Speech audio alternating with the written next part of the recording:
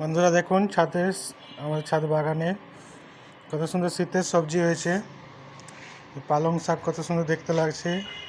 এটা হচ্ছে China cabbage. তো চায়না ক্যাবেজ কত সুন্দর হয়েছে দেখুন টবের মধ্যে। মাটিতে লাগালে এত ভালো হতো কিনা জানি না, কিন্তু টবের মধ্যে কত সুন্দর হয়েছে। তো আরও অনেক কিছু জিনিস আছে।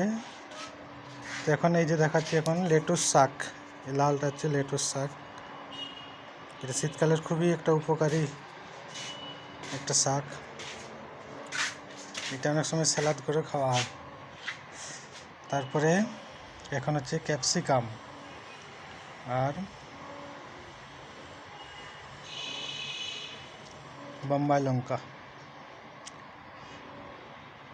ক্যাপসিকামগুলো দেখুন কত বড় বড় হয়েছে।